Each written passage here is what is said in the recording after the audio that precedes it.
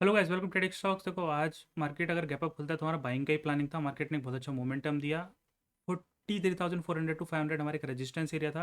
Resistance area तक market आया और यहाँ आने के बाद जब सेकंड टाइम पे 15 मिनट पे रेड कैंडल बना तो एक स्कैल्पिंग एंट्री बनती है। देखो यहाँ पे एक सेलिंग के मैंने बोला था, आप यहाँ पे पुट बाई कर सकते हैं हम इस जगह पे। लेकिन यहाँ पे हमको एंट्री नहीं बना उसका।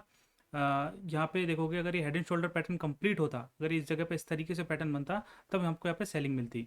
लेकिन हमारा एक बाइंग डायरेक्शन का मैक्सिमम टारगेट था 43,600 का। ये टारगेट इधर हिट हुआ है, मतलब मार्केट ने यहाँ पे जो ब्रेकआउट दिया सेकंड हाफ में, और यहाँ पे ये एक अच्छा ट्रेड बनाए। अभी हम किस तरीके से यहाँ पे ट्रेडिंग करने वाले हैं, देखो, ये रेजिस्टेंस एरिया है, मार्केट ने अभी क्रॉस किया है। क्लोजिंग चाहे जो एवरेज बेसिस पे आप देखोगे तो 43,600 के नीचे दिया है। तो यहाँ पे क्या क्या करेंगे, अगर मार्केट फ्लैट ओपन होता है तो पहले हम बाइंग का ट्रेड लेने वाले हैं। 200 से 300 पॉइंट का मार्केट एटलीस्ट हमारा टारगेट होना चाहिए, मतलब 43,800 टू 900 का हमारा टारगेट होना चाहिए। साइकोलॉजिकल रेजिस्टेंस देखेंगे तो 44,000 का है। 44,000 को मार्केट एक जैसा नहीं है कि इस मोमेंटम के साथ टच कर देगा।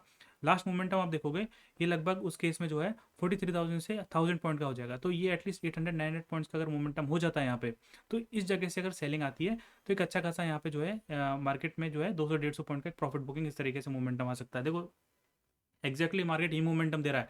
बाइंग में बड़ा मोमेंटम, फिर स्लो एंड स्टडी सेलिंग, फिर बाइंग में बड़ा मोमेंटम। राइट। अब लेकिन ये जो बाइंग का मोमेंटम है ये 2 से 3 दिन के अंदर स्प्लिट हो जाता है। ठीक है, अभी हमारी प्लानिंग बहुत सिंपल है। फ्लैट ओपन होगा, बाइंग करने वाले हैं। सेलिंग केस कौन सी कंडीशन में करेंगे, इन केस मार्केट एक गैप डाउन खुलता है, बहुत बड़ा गैप डाउन खुलना चाहिए। उसके बाद ये जो सपोर्ट एरिया है इसको इस तरीके से ब्रेक डाउन करेगा, विदाउट विद कंफर्मेशन हम सेलिंग करने वाले हैं। एल्स हम यहाँ पे सेलिंग नहीं करने वाले। ये कंडीशन देखो बहुत रेयर कंडीशन है। अगर मार्केट गैप डाउन भी खुलेगा ना तो हम उसको एज ए वॉलेटिलिटी की तरह कंसिडर करेंगे, क्योंकि सपोर्ट एरिया है तो मार्केट यहाँ पे वॉलेटाइल हो जाए। राइट। वॉलेटिलिटी, अगर मार्केट अगर गैप डाउन केस में वॉलेटिलिटी शो करता है तो आने वाले टाइम में फिर से मार्केट यहाँ से कंटिन्यूशन हो जाएगा बाइंग डायरेक्शन के लिए। चांसेस थोड़े कम है इसके, पहले बाइंग आएगी। हाँ, मार्केट ने एक पॉजिटिव क्लोजिंग दिया है तो इसकी वजह से क्या हो सकता है, एक गैप अप की पॉसिबिलिटी यहाँ बनती है कि यहाँ पे मार्केट 150-200 पॉइंट का गैप अप खुल जाए। तो गैप अप के केस में हम क्या करेंगे, अगर लेट्स सपोज मार्केट खुलता है 43,750, 800 या कहीं खुलता है, तो पहले मार्केट में प्रॉफिट बुकिंग आने देंगे, क्योंकि यहाँ पे बहुत सारे जो ट्रेडर्स हैं वो अपनी पोजीशंस को बाई करके गए होंगे इस जगह पे। गैप अप दिखा, गैप अप दिखते ही ये लोग अपनी पोजीशंस को कवर करना स्टार्ट करेंगे। तो ये लोग अपनी जब अपनी पोजीशन को कवर करेंगे तो पहले मार्केट को हम नीचे आने देंगे। मार्केट नीचे कहीं पे भी हमको एक पॉज लेता हुआ नजर आएगा, इस पॉइंट पे हम बाइंग का ट्रेड लेंगे। लेकिन हमारा जो टारगेट है, अगर फ्लैट ओपनिंग पे 200 से 300 पॉइंट का टारगेट है तो गैप अप के केस में हमारा टारगेट थोड़ा सा कम हो जाएगा। देखो, ये 150 पॉइंट 200 पॉइंट के आसपास का हो जाएगा। स्टिल ये मूव कैच करने का हमारा टारगेट रहेगा इनकेस मार्केट गैप अप खुलता है तो। हाँ, मार्केट यहाँ पे टॉप पे जाने के बाद हो सकता है यहाँ से इस तरीके से सेलिंग दिख जाए। देखो, इस सेलिंग की कंफर्मेशन नहीं है, लेकिन मैं आपको क्या बताता हूँ कि मार्केट में जब लास्ट मंथली एक्सपायरी था, मतलब नवंबर का जो एक्सपायरी था, वो कुछ एग्जैक्टली इसी तरीके का मोमेंटम के साथ क्लोजिंग दिया था। देखो, यहाँ पे एक बहुत बड़ा बाइंग मोमेंटम मिला था। ये मंथली एक्सपायरी था, मार्केट ने पॉज लिया, ब्रेकआउट दिया, अगले दिन गैप अप खुलता है, पहले सेलिंग आई, फिर बाइंग मोमेंटम मिला यहाँ पे। राइट। बाइंग मोमेंटम मिलने के बाद एक सेलिंग आई है इस तरीके से, क्योंकि राइट, ये सेलिंग आई थी तो प्रॉफिट बुकिंग इस तरीके से हो जाती है ये कई बार।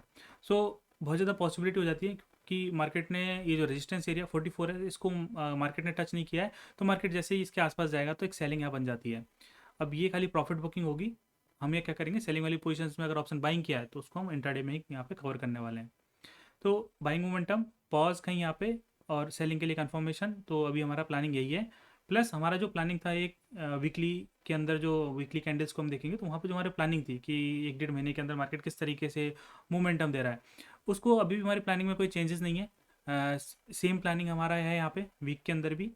जिस तरीके से मार्केट ने यहाँ पे लास्ट ईयर जो मोमेंटम दिया था कि एक बाइंग मोमेंटम, पॉज, फिर एक बहुत बड़ा बाइंग मोमेंटम, एक बहुत बड़ी सेलिंग, इस तरीके से ऑलमोस्ट लास्ट स्विंग के पास से फिर से एक बाइंग मोमेंटम।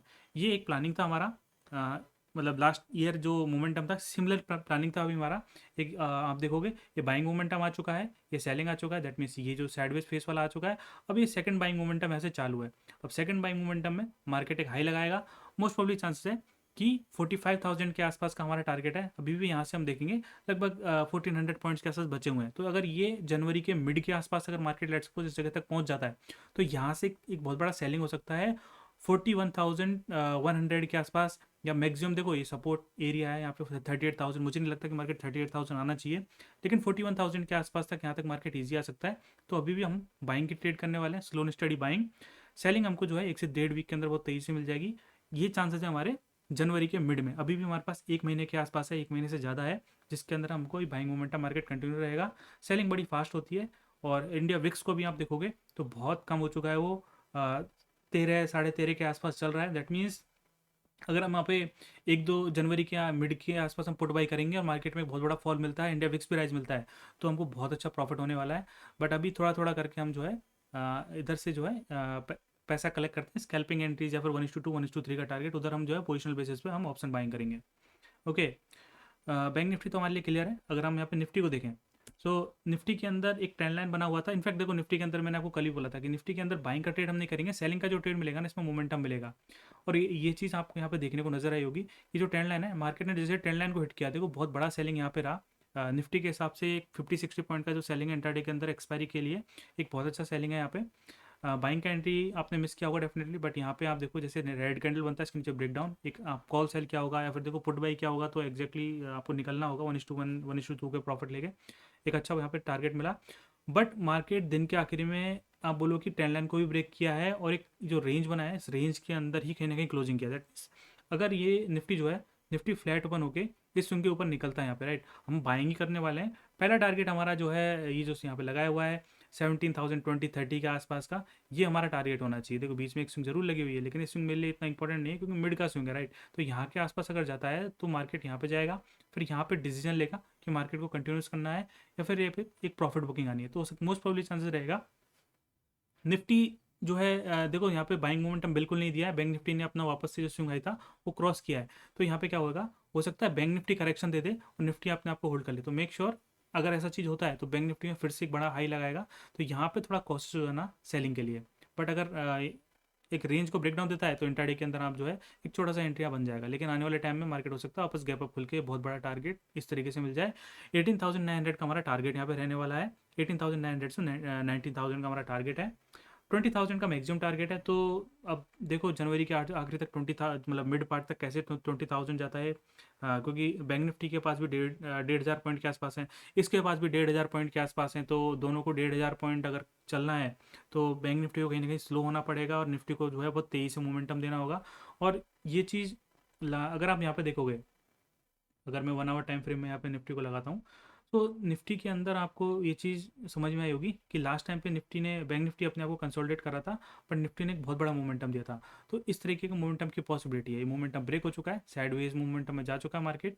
ये आप पोल एंड फ्लैग पैटर्न बोलो इसको, कि पोल, ये जो है ये फ्लैग हो गया, ये पोल हो गया। अब यहाँ से एक सिमिलर मोमेंटम देखो, लास्ट मोमेंटम मिला था हमको 18,150 के आसपास, 18,150 से लेके आप 18,900 के आसपास इसको बोल सकते हो। दैट मीन्स यहाँ पे जो है 750 पॉइंट के आसपास का मोमेंटम मिला है। दैट मीन्स यहाँ से जो मोमेंटम है कि 19,250 के आसपास का मिलना चाहिए टेक्निकली। बट ये मोमेंटम आपको एक बार में नहीं मिलेगा। जैसे लास्ट का जो मोमेंटम था, ये इसके अंदर पॉजेस थे, जैसे मार्केट ने यहाँ पे पॉज लिया, यहाँ पे भी देखो बीच में एक दिन पॉज लिया। तो इस तरीके से हम प्लानिंग करेंगे। मार्केट हो सकता है यहाँ पे लोअर लेवल पे एक पॉज ले, फिर इस तरीके से जाए 19,000 के आसपास यहाँ पे पॉज ले, और फिर ये मोमेंटम जो है 19,000 के ऊपर जाके कहीं ब्रेक हो, जिस तरीके से मोमेंटम ब्रेक हुआ है। और इस तरीके से मार्केट 2 या 3 बार में जो है 20,000 को टच करे। होपफुली ये जो प्लानिंग है हमारी आपको समझ में आई होगी। स्टिल आपको कोई डाउट है तो कमेंट कर सकते हैं। मिलते हैं नेक्स्ट वीडियो में। Thanks for watching this video.